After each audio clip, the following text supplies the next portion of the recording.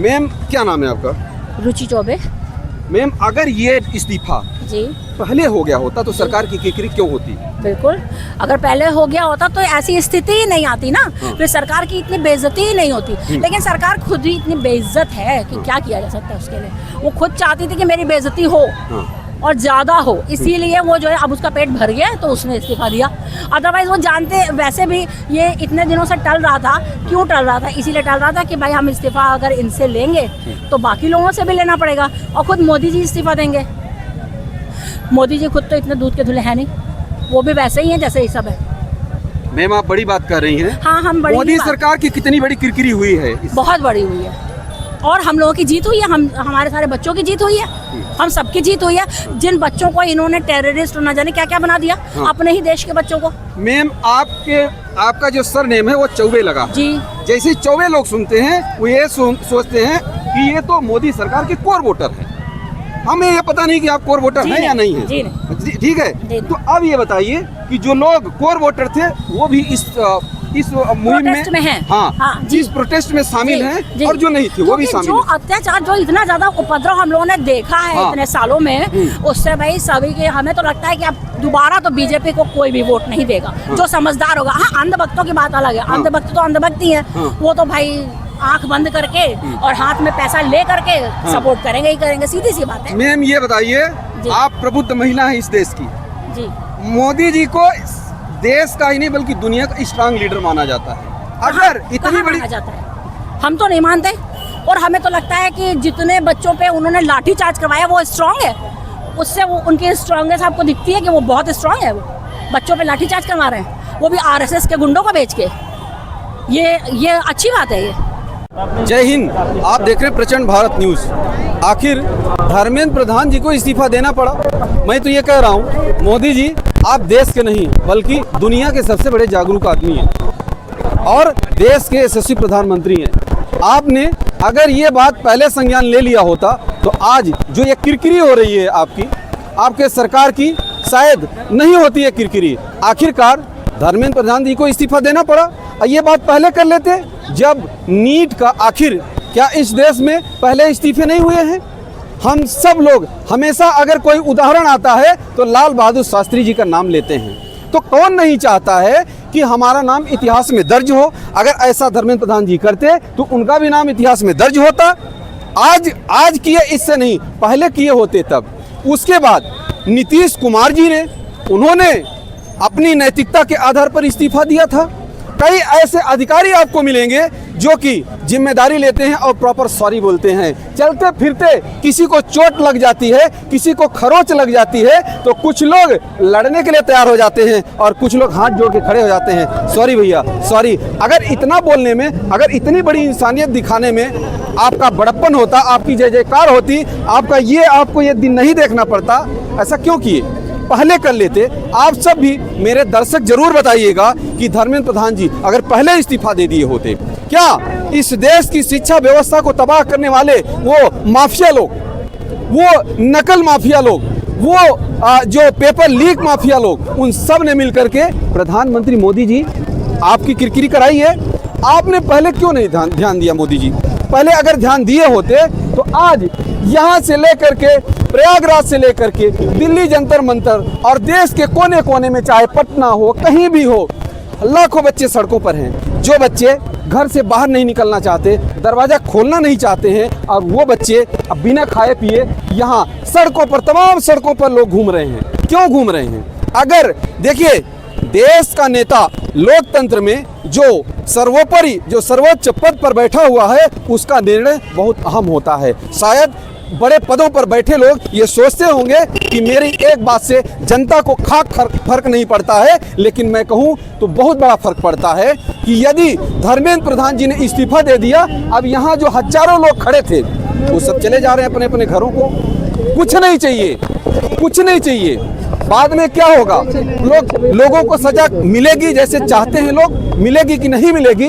एक बात और, उन बच्चों का क्या गलती, उन बच्चों की क्या गलती जिनका लास्ट चांस था, जिनके माँ बाप के पास पैसा नहीं था, जिनके खुद के पास पैसा नहीं था पढ़ने के लिए, किराया देने के लिए 2500 रुपये, 250 रुपये, सब्जी लेने के लिए जिनके पास पैसा नहीं था, जिनके पास लास्ट अटेम्प्ट था, उनकी क्या गलती थी बताइए? जो बच्चे सुसाइड कर लिए, किसी वजह से सुसाइड कर लिए, इस दुनिया में नहीं है। एक बात और बहुत इंपॉर्टेंट बात, उन पुलिस वालों की क्या गलती थी जो दिल्ली में हमें सुनने में आया कि एक पुलिस महिला कर्मी एक मर भी गई, शहीद हो गई, बच्चे वहां तमाम मारे गए, उन सब की क्या गलती थी? इसीलिए मैं कह रहा हूं, अभी थोड़ी देर पहले जो मैंने कहा कि एक नेता और बड़े पद पर बैठा हुआ व्यक्ति, बड़े पद पर आसीन व्यक्ति जो है, वो अगर सही से निर्णय ले तो ये सब दिन देखने को ना मिले। और एक बात और बताऊं मैं, बहुत इंपॉर्टेंट बात, मोदी जी, देश ने ये दिन देखने के लिए आपको नहीं चुना था।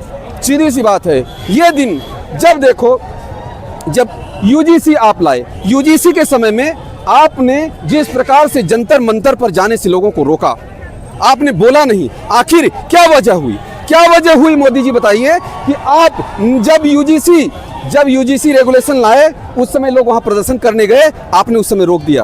आपने रोका इसलिए कि आप बोले नहीं। आपने आकर के अगर बोला होता, इतना ही सिर्फ एक लाइन बोलते कि अब इस देश में किसी के साथ कोई भेदभाव नहीं होगा, कोई अन्याय नहीं होगा, जितने भी छात्र इस देश में हैं, चाहे जिस जाति धर्म के हैं, प्रधानमंत्री, प्रधान सेवक मैं हूं इस देश का, वो सब मेरी जिम्मेदारी बनती है। अगर किसी के साथ अन्याय हो रहा है, भेदभाव हो रहा है, उसकी जिम्मेदार मैं हूं। अगर ऐसा कह देते तो आप क्या छोटे हो जाते? आपका क्या बिगड़ता मोदी जी? आपका जो नाम है वो इतिहास में दर्ज होता, लेकिन आपने इतना नहीं किया मोदी जी। इसलिए मोदी जी कि आपने दूसरों पर भरोसा किया। आपने खुद अपना समय अगर दिए होते, थोड़ा घूमते रहिए, दिखाइए कि जो यहाँ अभी भीड़ यहाँ थी, वो भीड़ इस समय यहाँ से भीड़ जाती हुई दिख रही है। सब बच्चे अपने घरों को, अपने कमरे की ओर और अपने काम की ओर, अपनी पढ़ाई की ओर लौटते हुए दिख रहे हैं। लेकिन मैं उसी सवाल पर फिर आ रहा हूँ कि मोदी जी, आपने सोचा था कि यूजीसी रेगुलेशन ला करके हमने बहुत बड़ा काम किया है, लोगों में मतभेद पैदा कर दिया है, और उसके बाद हमने कोई जवाब नहीं दिया, लोग चुप हो गए, लोगों के मुंह में ताला लग गया। लेकिन ऐसा नहीं हुआ। आज जब नीट का पेपर लीक हुआ तो एक नहीं, बताइए 22-23 लाख बच्चों का घर बर्बाद हो रहा। जो माँ बाप थे, उनकी गाड़ी कमाई जा रही है। मेरी भी बेटी नीट का एग्जाम दी थी।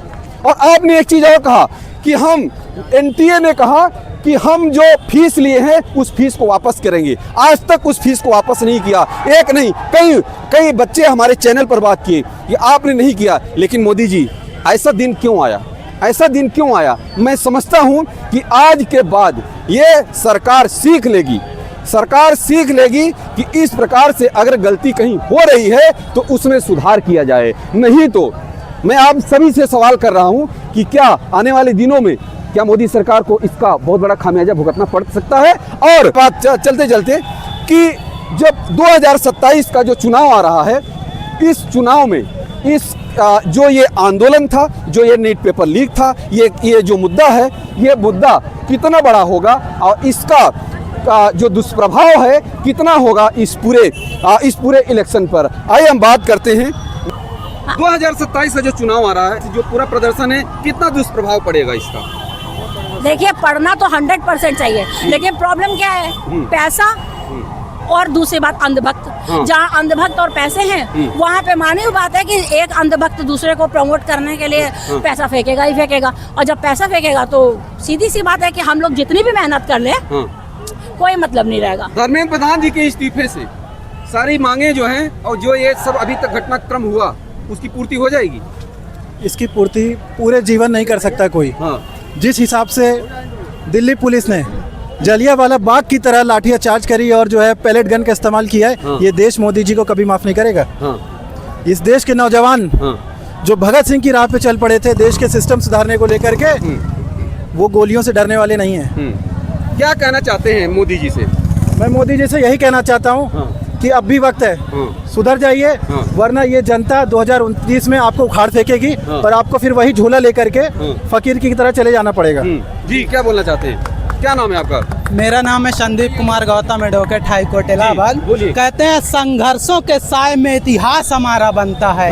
जिस ओर जवानी चलती है उस ओर जमाना चलता है। इसलिए किसी भी सरकार को ये बात आज से बिल्कुल बाकायदा ये समझ लेनी चाहिए कि पहले में और अब में अंतर हो चुका है। कहते हैं कि पहले खुद के खातिर जीते थे, अब देश पे मारना सीख गए। मझधारों में कफन बांधकर लोग उतारना सीख गए। कल तक जुगनू तक भी हमको धमका देते थे, पर अब हम सूरज से आंख मिलाकर बातें करना सीख गए। और ये युवा जिस तरफ मुख मोड़ देता है, अगर उसको करके दिखाता है, कहते हैं कि हम वो लोग हैं कि तूफानों का रुख जो मोड़ दे ऐसी दम रखते हैं। तूफानों का रुख जो मोड़ दे ऐसी दम रखते हैं। अरे लबों पे हंसी रखते हैं और आंखें नम रखते हैं। हमारी बहादुरी को मत परखो है दुनिया वालों, हम तो वो 16 हैं जो सांसों में बारूद और जिगर पर बम रखते हैं। मैं यही कहना चाहूँगा। तो आखिर में मैं अब बात करते हुए कि मोदी जी, आपके राजनीतिक पुरोधा, देश के राजनीतिक पुरोधा अटल बिहारी वाजपेयी जी ने, भारत रत्न अटल बिहारी वाजपेयी जी ने भी ये कहा था कि ये देश रहेगा, राजनीतिक पार्टियां आएंगी और जाएंगी, सरकारें रहेंगी और सरकारें जाएंगी, लेकिन ये देश रहना चाहिए। अगर देश रहेगा, ये देश की जनता रहेगी, तो हम भी जिंदा रहेंगे और हमारी आत्मा भी जिंदा रहेगी और हमारा इतिहास भी जिंदा रहेगा। तभी लोग हमको याद किया करेंगे। तो इसलिए अब हमें लगता है कि सरकार, मोदी जी, आपकी सरकार अब इस प्रदर्शन से और इस पेपर लीक से बहुत बड़ी सीख लेगी और ऐसी गलती भविष्य में नहीं करेगी कि इस प्रकार से छेछा लेदर पूरे देश में हो और दुनिया में हो। दरअसल इस पूरे जो आंदोलन था, इस पूरे आंदोलन की बागडोर सरकार के नियंत्रण में नहीं था। लेकिन मैं कहूँ तो आज जो यहाँ प्रयागराज में जो आंदोलन हुआ, उसमें प्रयागराज प्रशासन पर बहुत बड़ा दबाव था। हम लोग महसूस कर रहे थे कि प्रयागराज के डीएम और यहाँ के कमिश्नर, जो भी लोग हैं जिम्मेदार, उनके ऊपर बहुत बड़ा एक प्रेशर था। लेकिन वो प्रेशर पहले से इसलिए थोड़ा सा कम था कि पुलिस गलत एक्टिव नहीं थी। यानी पुलिस जो है वो छात्रों के विरोध में नहीं थी, न तो छात्र पुलिस के विरोध में थे। तमाम जो छात्र थे वो एक कह रहे थे कि प्रशासन से हमारा कोई भेदभाव नहीं है, न कोई हमारी लड़ाई है। हमारी अगर लड़ाई है तो सरकार से है। एक बात अब चलते चलते ये भी बताते हैं कि अगर आप लोग मेरे चैनल पर नए हैं तो सब्सक्राइब जरूर करिएगा और कमेंट सेक्शन में एक प्यारा सा राय जरूर दीजिएगा। जय हिंद।